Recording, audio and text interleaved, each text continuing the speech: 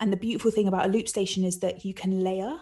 So if you think about a trifle, a classic trifle, you can layer it with whatever you want. So you can start, if you wanted to, you could start with jelly and then put fruit on top of it. And the fruit might actually be a higher harmony or a different melody. And then maybe you want to add in some custard, and that will be a really nice bass line. And then maybe you want to add in a bit of whipped cream on the top, and that is a chorus possibly, or another sort of like lyrical bit of vocal. And then you can add some chocolate sprinkles on the top, which might be sort of hi-hats or other drum effects. And then you add rainbow sprinkles on the top, and that's another set of hi-hats. And then you add some edible glitter, and that is just a little bit of pizzazz that you bring up a tambourine, who knows, whatever you want to do. And you can layer this trifle or this musical piece as many times as you want in so many different ways. And then eventually you step back and you have something delicious. Hi folks, my name is David Hill and welcome to my new celebrity podcast, Schmoozing, where I take a deep dive into some of the UK's most interesting celebrities. Now, today's episode is brought to you by the fabulous people at 12A Studios, and sitting in the studio with me, mindfully controlling all things technical, is Jack Pallister. How are you, Jack? Well, I'm tired actually today, David, because I've been up all night on the hunt for Harry. Harry Styles is in Brighton filming his new film, My Policeman, and me and a friend are adamant that we are going to meet him. So we have been walking around the streets, going to back alleys, trying to find Harry Styles, and so far we've been unsuccessful. However, last night we were in one of the squares on the seafront here in Brighton, and we met a security officer who told us, "You're wasting your time. Harry Styles isn't here. This isn't even the film that Harry Styles is filming. We're making a commercial." And we were like, okay, a commercial? There's definitely 1950s cars here. What kind of commercial are you doing? And he said, well, believe it or not, it's a mayonnaise commercial. Like, right, seems very elaborate, considering there's also a 1950s fire engine, and we've just seen one of the supporting cast members. So anyway, we're still looking out for him. I'm going to keep on the hunt for Harry. Which is a slight worry, Jack. The fact that you are, creeping out in the middle of the night to try and track down Harry Styles. Well, of course, I mean, I should say that I've obviously already met Harry Styles, had a private meeting with him actually in a hotel in Brighton, and then invited him into our annual conference to say hello to the team, which he duly did. So yes, he's old news to me. Old news. Now, to keep ourselves warm last night, I did take a few tins of gin, which were nowhere near as nice as the gins that we have during these recordings. And today is no different. What have we got in store? Well, today is a special one because the gin is a very, very exclusive and special gin that's been distilled by the Otterbeck Distillery, and it's Captain Sir Tom's London Dry Gin, and I've just mixed it with a Fever Tree tonic, slice of lemon. It's all about the quality of the gin and the quality of the man, and it's absolutely fantastic. And what's so wonderful about this gin, Jack, is that for every bottle bought, there is a donation going to the NHS. Oh, that's wonderful. It's fantastic. And actually, Jack, a little piece of information for you. The Captain Sir Tom's London Dry Gin will actually be one of the featured gins at our sponsors' festivals, which are Sussex and Surrey Gin Fest. You'll find the gin on the Gins of the World bar, because this will be our British gin, and what a fantastic gin to be representing the UK at that festival. Yeah, absolutely. An inspirational man there, and I can't wait to try it today. Sounds like an absolute classic. Now, we have been overwhelmed with the love and support people have shown Schmoozing, but if you're joining us for the first time today, please don't forget to rate, review, and of course, subscribe. Now, today, David, we have a young and emerging talent. She has recently written, produced, and starred in her critically acclaimed one-woman show, and today she is here to talk to us about her new podcast and the third instalment of her contemporary theatre offering. It's Koko Brown.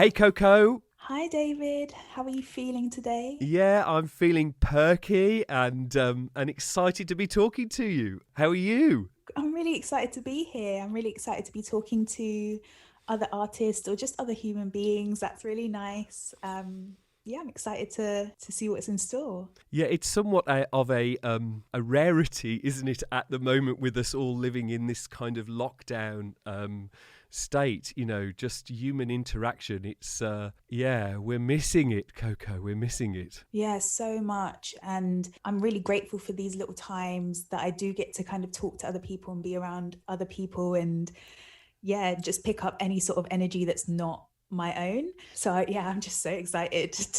Even if you were like, great, that's it. That's the end of us right now. We're done. Thanks so much. I'd be like, amazing. Thanks for having me.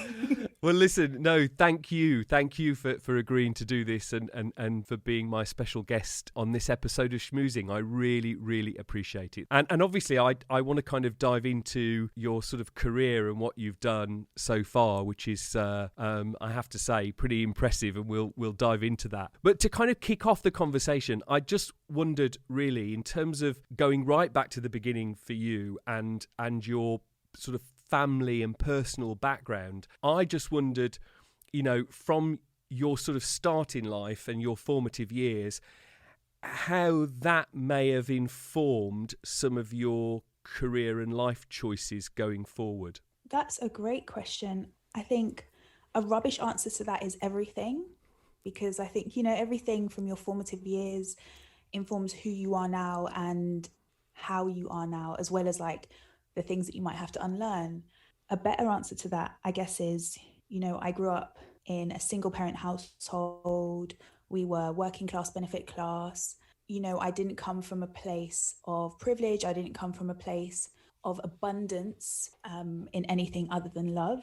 And so I've had to learn, to make things work with lack of resources, lack of money, to make things work when you are the only person who is around to do that.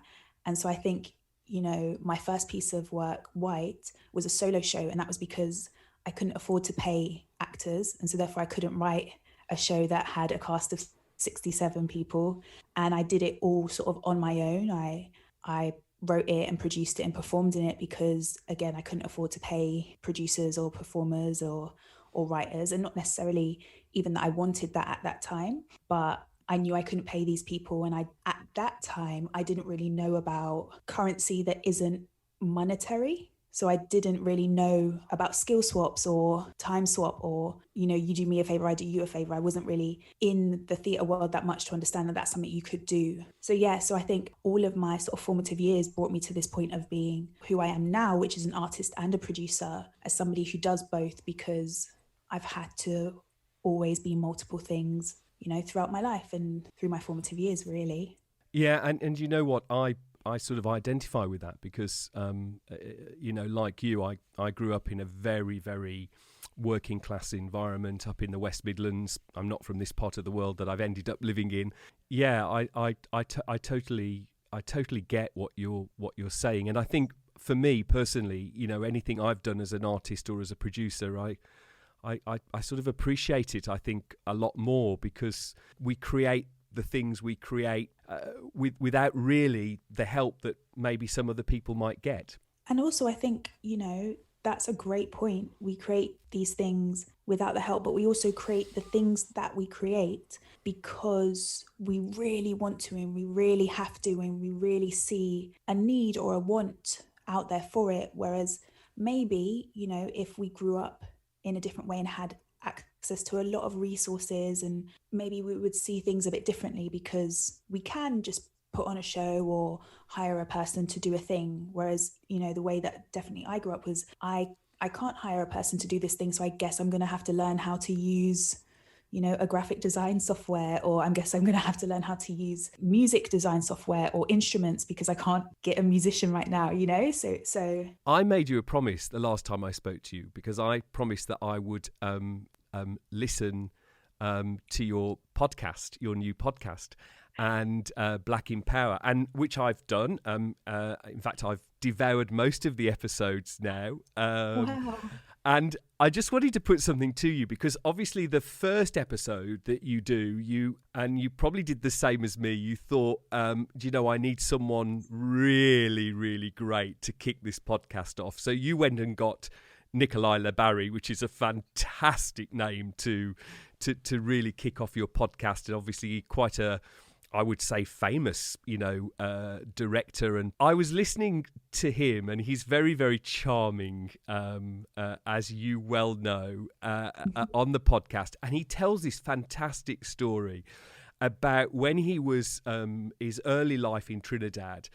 And the way he describes this, and I just wanted to reference it back to you, because he talks about the fact that if you lived in that community and that culture when he was young, if you woke up one morning and you suddenly went, I wonder how they do acting, I wonder how they do television production, he said what you could soon find yourself doing is actually doing that. So if you suddenly woke up one morning and thought, I wonder how you do acting, a few days later in that community you could be an actor. And it was so fantastic the way he sort of described it, and then what happened to him, how those questions prompted his course. And I just thought I'd flip it back at you and just say, did you have a moment where you kind of went, as a younger person, I wonder how they do, and that spurred you on to actually start doing this incredible contemporary, cutting edge work that you're doing now? I just wondered whether you'd had that how do they do that moment. First of all, thank you for calling my work so many nice things. That's delicious and makes me really happy.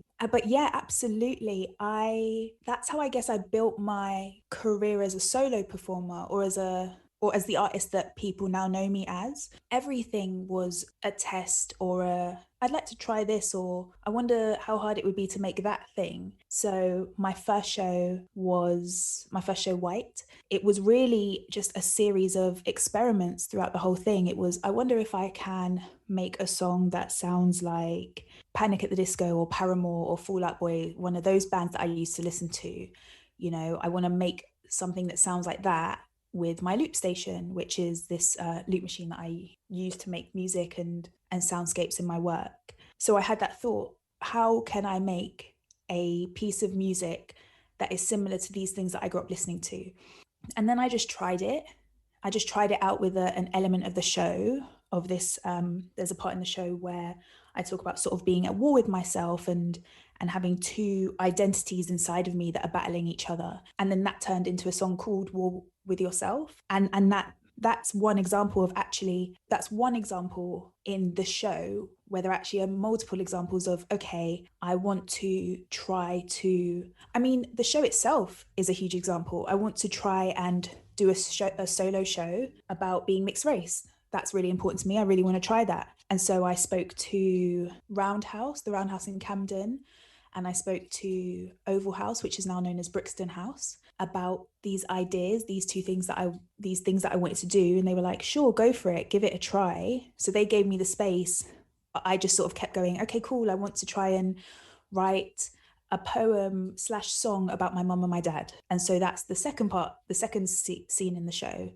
Or, I want to write something that feels a bit tongue in cheek. And so I've got a song about privilege, a song called Privilege, which is about the privilege of being a light-skinned Black person. And that's quite poppy and a little bit jazz handy, but very tongue in cheek. And I just wanted to try that and see if it would work and see if I could even achieve it. So yeah, so I found that really throughout my whole career is just kind of going, I want to make something that sounds like this, that looks like this, that feels like this, or that has elements of this, and then I'll just give it a try. But there are also things that I've scrapped that aren't in the show that I tried, and people said, don't do that, take that out, that is not good. And I said, okay, I trust you. Actually, one of those people was Nikolai, who I trust with a lot of my work. So, going to him and being like, I want to try this thing. And he goes, great, try it. And then I try it and he goes, great for trying it. We're not keeping that in. And I'm like, okay, great. So yeah, actually a lot of my career was built off of that. I kind of just want to try this thing. I kind of just want to put on an event. I kind of just want to make a space for queer Black women, or I kind of just want to make a show for mixed race people. I kind of just want to do this. And I just tried it. And, when it works, it's great. And when it doesn't, I learn something. It kind of segues into my next question, actually, because what it has meant is that you've ended up becoming quite a versed multidisciplinary artist. So you write, you produce, you perform. And I was just really interested to know which one of those creative disciplines you enjoy the most. Oh, that is a difficult question. What do I prefer the most? I mean, how long is a piece of string? Like, how do you feel today? The answer to that question is going to be different all of the time. I have a lot of love for every part of every one of those things. I have a lot of love and a lot of time and energy for each part of my kind of artistry, I guess. I love writing because I get to put some stuff on a page and sometimes people read it and they get to feel something or think something, and that's really cool. And I love playing with words, so like using language in my own way, which is sort of a blend of poetic language and monologues / like general playwriting. I love doing that, and I love being able to do that. Being on stage is cool. It is so great. I love seeing people, and this is even before we got sort of locked in our houses. I love being on stage. I love being around people. I love live performance. And the best part of live performance is that at the end, I get to then talk to people in the audience or see what they thought, see how they're doing, etc., etc. And producing, I think, has a lot of my heart because it's so natural to me and so ingrained in what I do. So I love being able to just create projects and things for people and for my communities. So I get to do that with producing, but I wouldn't be, I guess, the artist that I am without all three of those. They've all really sort of informed each other. Being able to talk to people after shows means that I get a better idea of what events I want to produce, but it also gives me a better idea of the things I want to write and how people hear the words that I'm putting on paper and I'm saying out loud. Yeah, and but I think as well, what happens with artists is with, sometimes it can also depend, can't it, on what's going on in our lives, our experience, how we move forward and we evolve as an artist. I think, it is I thought your answer would be the answer you gave, actually, because I think it's very difficult to just pick one of those things out. It also depends on where I'm at in my life. Like sometimes actually I prefer being the person who just gets stuff done, books things, does contracts artists, finds the budget, supports the marketing. Like sometimes I love doing all of that stuff. And then sometimes I'm like, I just need to get on stage and be in front of people. And then other times I'm like, I have this thing in my head and I need to put it on paper, and I just need to put it on paper, even if nothing comes of it. It needs to be written down so I'm not holding onto it in my head. Like it just depends on who I am that day, who I am in that moment, and also what I need. I think the joy of being multidisciplinary or having my arms in different art forms, it means that I can take what I need when I need it and find support in each one when it's right for that moment. I understand that. Yeah, I understand that. And I think you're absolutely right in terms of it can and does depend on where our headspace is at any given moment in our life, definitely. You've referenced already a couple of times on this podcast your piece of work called White. And obviously that is part of a trilogy of work, I should say actually a critically acclaimed trilogy of work where White was the first piece, and then obviously the second piece, Grey, is talking about really mental health. And there is to be a third instalment, and I just wanted to know where you're at with that, where in the process you're at with that, and what that is about in the context of the other two pieces. So, like we spoke about before, actually, is a lot of the work that I make is because I want to try things, I want to experiment. So I had this really clear idea with this trilogy that the first show was a solo show, and that was a solo show that incorporated looping and music as well as spoken word and theatre, because those are the three sort of art forms that I love to play with. And I just wanted to try and see if I could write a show that had a beginning, middle and end. And I did that and people enjoyed it, and that was really nice. And I knew that for the second show, I wanted to add a second character, and I wanted to keep the looping and the spoken word and the theatre elements. But I also wanted to add in another language. So in the second show, it is BSL integrated. So that means that there is a second character whose primary language is British Sign Language. And then I knew that with the third show, I wanted it to get bigger. So we've got music, we've got spoken word, we've got theatre, we've added an extra character. So what next? So this third show, as an experiment in a way, is to see if I can write or collaborate with multiple artists. So this show will be bigger, it will have more performers in it, it will have more musicians. So as well as my loop station, it's about playing with hopefully drummers and other percussionists, pianists, people who play stringed instruments, wind instruments, I don't know, just try and get a bunch of musicians and make it a much bigger production. Let's see if I can scale up the work that I'm making. And so that's the sort of thought process about these three pieces. In terms of the last show, it's called Pink, and currently it's about what it means to be a woman, and it's not in full development yet. It's something that I know I want to do, and it's something that is always in my head. And I guess like many other sort of writers and theatre makers, it's something that constantly is developing as I'm developing my work. But hopefully soon I'll be able to start developing that with women or artists and musicians, and hopefully some circus performers to try and see if I can engage with more art forms. I think that's what that show is about. It's about what it means to be a woman, but I really want to, like I said, upscale it, make it bigger, test some more things out, experiment a little bit more and see, how big I can make it without it being big for big's sake. And I'm quite sure it'll be it will be fantastic, and we look forward to when you when you actually launch that. Yeah, no, it'll be very exciting. I should say to our listeners as well, if they want to find out about your work, you've got a fantastic website, haven't you, which is called, I'm going to get this right now, heykoko.com. That's exactly it. That's my website, is heykoko.com, which I built. So if anything is broken, just drop me a message and let me know. And it's also got a really handy little accessibility button. So if any of your listeners have access needs, hopefully that little button in the bottom corner will help out. I think also some of the clips you've got of those two pieces they're really impactful. I mean, really impactful. And I recommend everybody to go and have a look at your website. I'm just going to press pause on this interview to bring you some very special news from our wonderful sponsors at Sussex and Surrey Gin Fest. And who better to bring the news but a legend of local radio, the First Lady of Sussex and star of Brighton Family Panto, the fabulous Alison Ferns. Hey, Alison. Hello, it's Alison Ferns here from BBC Radio Sussex and BBC Radio Surrey. Join me as I host the UK's largest outdoor gin festivals in Sussex on the 10th of July and Surrey on the 11th of September. We've got a whole host of artisan gin distillers on site for you to discover, as well as gourmet food and first-class entertainment. Tickets are going fast, so make sure to book now at sussexginfest.com or surreyginfest.com. We look forward to sipping a gin and tonic or two with you this summer.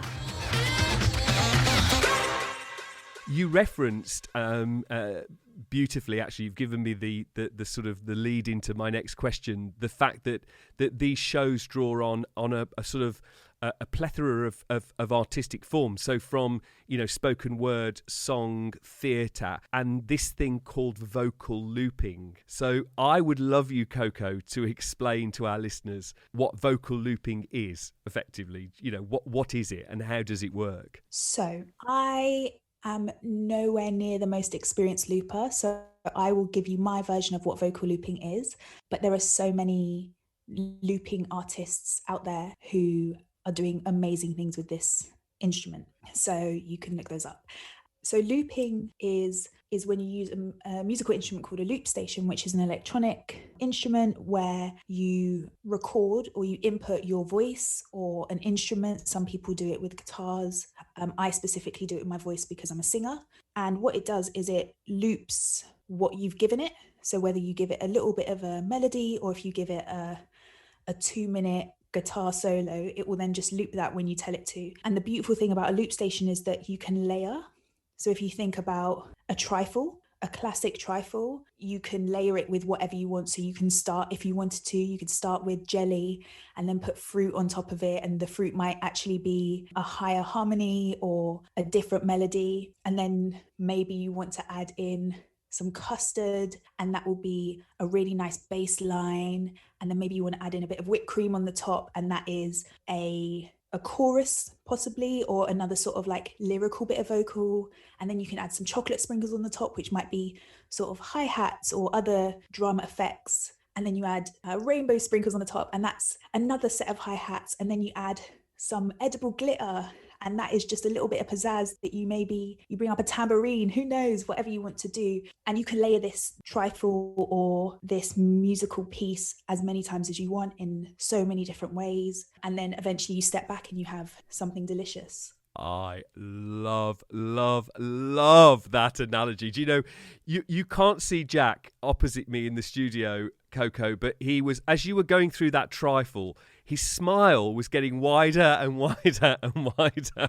It's such a great analogy, though, because that explains it so beautifully. And I think probably to explain to the listeners, I mean, one of the most famous loopers, not vocal loopers, but is Ed Sheeran. Ed Sheeran is, I guess one of the most well-known loopers. And actually, he doesn't really present himself as a looper. He's just a musician, which is absolutely fair. But when you see him headlining a festival and it's just him on stage and all of this music, yes, some of it might be backing track, but majority of it he is making and layering his trifle of whatever music he wants. You can also search up some really great beatboxers like Grace Savage, who does a lot of work with her loop stations and other electronic musical instruments, and that's really interesting. And there's another great looper called Xana, which is Xana, who does looping and then freestyles on top of it. And so just those two artists alone show you such a wide variety of what a loop station can do. And if you're like me and you sort of deep dive a bit more, you find crazy things that people can do with loop stations. But also a really great thing about a loop station is that even though you're using one voice or one instrument or one artist to create all of this stuff, technically you're just picking different people to sing different parts over and over again. So if you have any sort of understanding of music or choir singing, instead of, you having 6 people in the sopranos, 6 people in the altos, 6 people in the tenors, you've actually got 6 people on different drum stuff, 6 people who are different harmonies, and 6 people who are different sort of like body percussion maybe, or something like that. And it's really fun. I want to see it live, actually, because I think you can only see so much on a video screen. So I want to see you do your thing live. I would love that. As soon as I'm able to, I will let you know. And yeah, it is a whole different thing live, because you see it in real time. You see it and you start to hear the things build, and then you start to hear the connections between something that somebody layered at the very beginning of a song, and then they just add one more thing in and it all comes together. I do really think watching looping and seeing somebody do that live is quite an experience. Yeah. Because you never know where it's going until it gets somewhere, and then you're on that journey with them. I just wondered, I'm going to put you on the spot slightly with a somewhat academic question, it might be, but in the world that I've sort of existed in for most of my career, which is that light entertainment world, light entertainment industry, that part of let's say the live entertainment industry, it seems to struggle in attracting more diverse casts, and I just wondered, as a producer, what your advice would be in terms of trying to attract a more diverse cast, from the world of light entertainment. That's a great question. My main response is to say that wanting a diverse cast doesn't make the work diverse. And as nice as it is to want to have open auditions and to, I guess, put taglines that say, we are actively seeking or encouraging applicants from a diverse background or blah blah blah, those things are great, they are great, but if that's the only place you're doing it, then you're not doing it at all. diversity sits on your boards, and it sits in your creative team, and it sits in your audiences as well as on your stage. And so I think that yeah, how you find that diversity is about opening up more doors than just the ones that go on stage. Yeah, I think that's such an intelligent answer, because it makes so much sense, doesn't it? You've got to start at the start of the process, because often what we see on a stage is at the end of the process, and it's the realization of the process, but the creative process started months, maybe years before that happened. And unless you've actually culturally approached it from a diverse platform, then it does seem rather naive to think that you could just, as you said quite rightly, add those taglines to your advertising campaign and think miraculously, we're going to get a diverse cast. When you add those, not you personally, of course, when people add those taglines to their call outs, you are just ticking a box. I don't know if you believe anything different than that. Like, all you are doing is ticking a box if you do that, because, and we can see it's transparent, and yes, it's great. It is absolutely great to have, we actively encourage, or stuff that actively tells people you are welcome to apply for this, you are wanted in this space. Those things are great, do not get me wrong, but there's a level of trust. Actually, I think that's something that's so important, is that there's a level of trust. Just because you have a Black actor on stage, it doesn't mean that an audience, another performer is going to trust that you are going to trust in you or trust in your work. Like, you have to build that trust. And I also think that's something that, there are a lot of people trying to make their teams more diverse and getting frustrated when they don't get the applications from a diverse range of candidates.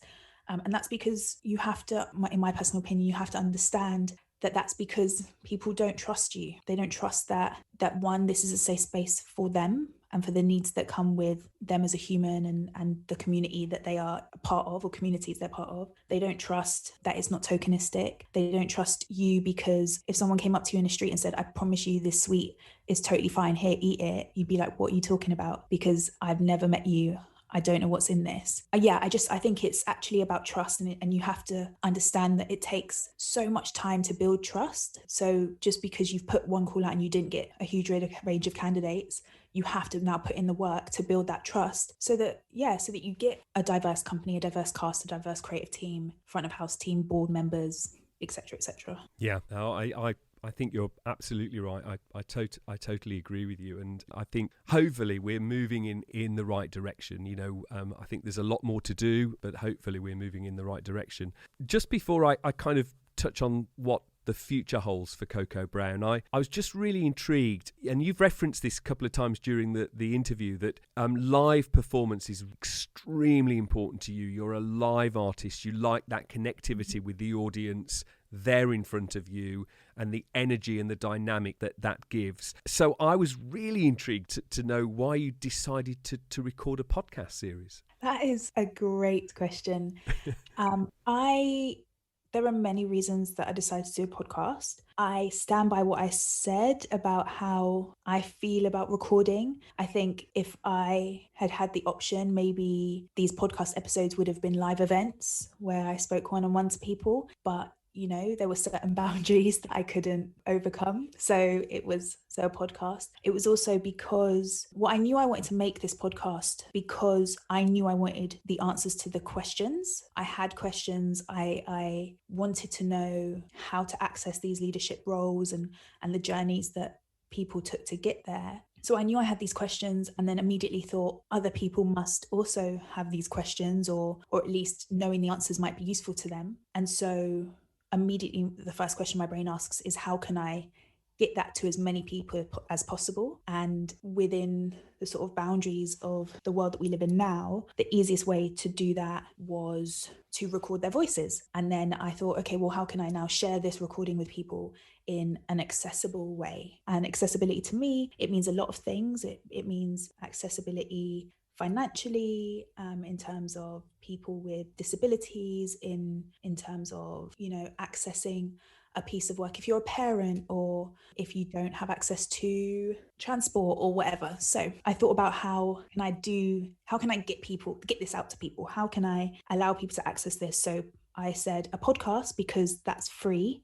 that can be put up and people can listen to it any time. They don't have sort of a time bound issue. They don't have a money issue because it's free and it's on the internet. You just have to have internet capabilities. And that's something that I couldn't get around in terms of access. And also just, I love talking to people. So sort of an interview type podcast was the best way to do that. And also to kind of keep answering my question about how do I make this accessible? We also have a transcription of each episode that goes along as a sort of sibling thing, so that if people can't or don't want to listen to it, they can read it for free as well.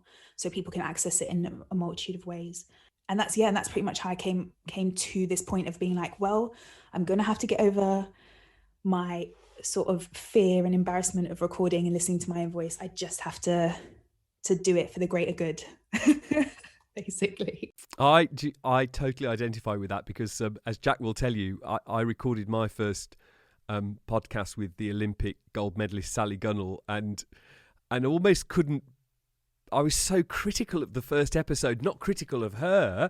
She was brilliant, but I just listening to myself, and I'd got all these verbal tics, and I say you know a lot, Koko, and yeah, I totally understand that. And actually that segues into my final couple of questions, quick fire questions. I just wanted to know what you're currently working on is the first thing. I just wanted to know what you're currently doing creatively.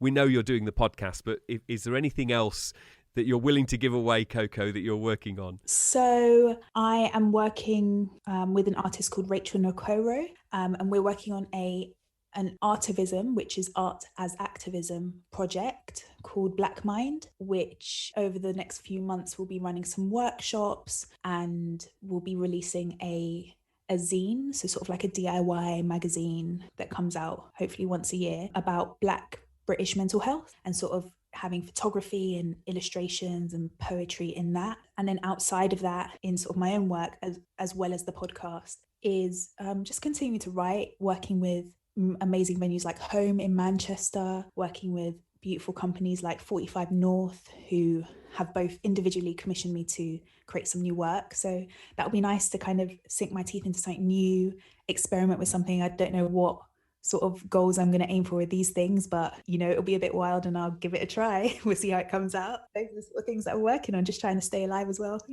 every day, just to survive.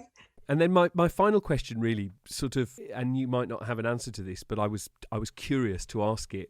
Is there a longer term vision or a longer term ambition for you as a creative? Is there something that you're sort of ultimately that you're aiming for? Dare I say it on a recorded podcast that I one day would love to be an artistic director of a bricks and mortar building? Dare I say that out loud and manifest it and actually tell people something that I really would love? And I think currently I use that idea as being an artistic director as that's the sort of goal, but actually it also is, I just want to lead a team of artists and people who want to create amazing work, and support them to be able to do that, and to support them to support other people to do that. And right now the title of that is artistic director. So that's sort of my main dream. Do you know, I had no idea how you were going to answer that question. And actually, I love the fact that because I love people that know their mind and they know their ambition. I love the fact that you didn't pause. I love the fact that you put that out there, and it absolutely makes sense. That makes sense to me. That of course that's where you've got to go. Of course you've got to be the artistic director of a bricks and mortar building. It absolutely makes. Or one of the things I thought about is obviously we have a very famous festival here in the city that I live in, which is Brighton and Hove. We have the Brighton Festival. And they always have an artistic director.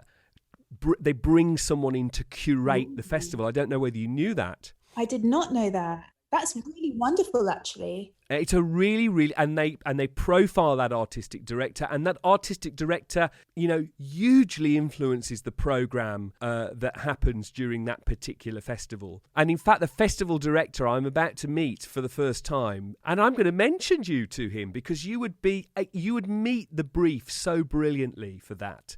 You're exactly the type of artist, writer, director, artistic director.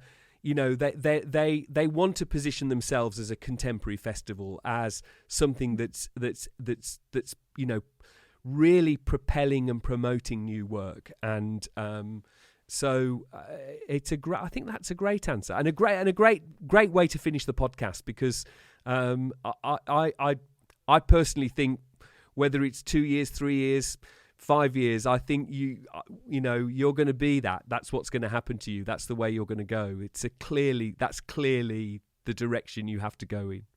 I'm so glad that this is a podcast so that nobody can see the 5 shades of red that I'm turning right now. Thank you so much for your kind words.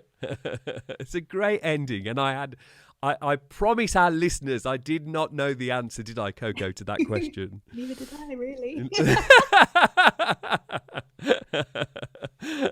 Brilliant. No, that's great. Now it's time to actually get artistic, because I'm going to take you through the green door, Koko, because as our listeners now know, I kicked off a story at the beginning of this series, and each of our special guests have contributed to the story so far. I mean, I started it as a whodunit murder mystery, but it's certainly going in a different direction now. So are you ready? Sure, let's give it a try. Let's give it a try. So I'm channeling my inner actor now.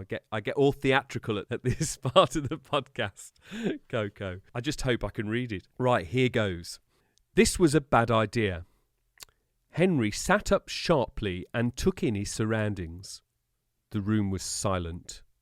Not just quiet, dead, as if all the air had been sucked out of it. It was pitch black, apart from a small sliver of light from the hallway, creeping through under the green door opposite him. Just go back downstairs, he said to himself. It's the stress of today. People hallucinate under stress. It's fine, you're fine. He placed a shaky hand on the doorknob and took one last moment to steady himself before being bombarded by more sobs, stories, and pitiful glances. It was locked. He rooted around his pockets for the key, but it was gone. He turned, glancing around the room, his eyes darting into each and every corner, scanning every floorboard, searching every shadow, but nothing. It was only then that he realised there was nothing. He hadn't noticed it before. The lack of light, the lack of air, the lack of sound, so worried about being bombarded by the sobs and the stories and the pitiful glances. He hadn't noticed the nothing. That was tremendous. That was brilliant. That was great, Jack, wasn't it? That was so fantastic. We're getting the thumbs up from Jack. Thank you so much for agreeing to be my special guest this episode. I really, really appreciate it. It was great. I love talking to you. I love talking to you too. This is actually so much fun. Thank you for having me. Well, that was Koko Brown, a fascinating and very interesting lady. And I, for one, cannot wait to see her on stage soon. If you enjoyed today's episode, don't forget to rate, review and subscribe to get your weekly schmoozing fix. Now, next week, we'll be joined by a legend of radio and children's TV, the one and only Pat Sharp. I had an absolute ball recording with Pat. He's a dear friend, so make sure you tune in next time for probably our funniest episode to date. Until then, stay safe, stay positive, and above all, stay tuned for more schmoozing next week.